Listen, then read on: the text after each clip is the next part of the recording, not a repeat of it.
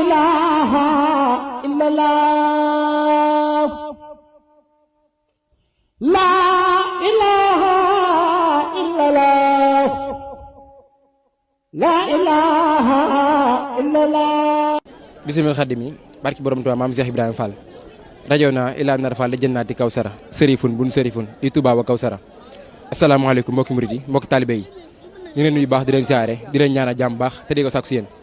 di gën a ñaanal Serigne Mountakha Mbacké suñu borom gën fee bàyyi mu yàgg lool tànn ak wér di gën a ñaanal Serigne Amdi Khady Fall mu gën fee yàgg lool tànn ak wér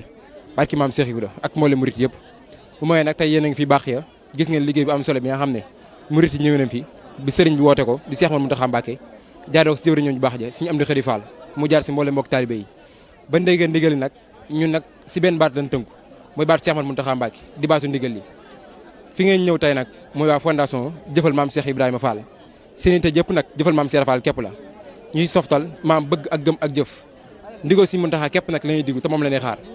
mais wax ne bu si Mountakha woote woon fii ba Kirikora maam ñun dañuy dem ànd ko ak moom suñu liggéey nag yemul fii rek maam si ndigal li waaye da jàll tamit ba si koor gi ndax koor gi maam dañ si liggéey am solo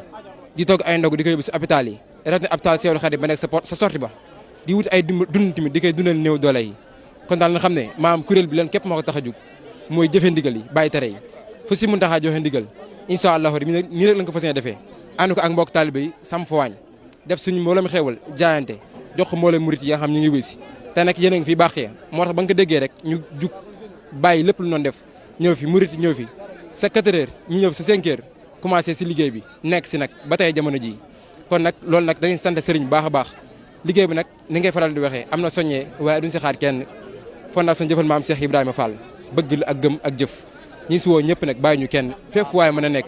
biir réew ak bitim réew nit ñu xonq ñi ak nit ñu weex ñi nit ñu ñuul ñi képp ku tabi si biir humanité ñu ngi lay si woo liggéey bi ndax maam Cheikh Fall kat ñëpp la jëfal ñëpp la yéenati mi njariñ kon nag ñi si woo ñëpp bàyyi ñu kenn ba si chrétien ñëpp bàyyi ñu kenn asalaamaaleykum wa rahmatullahi taala wa barakatuh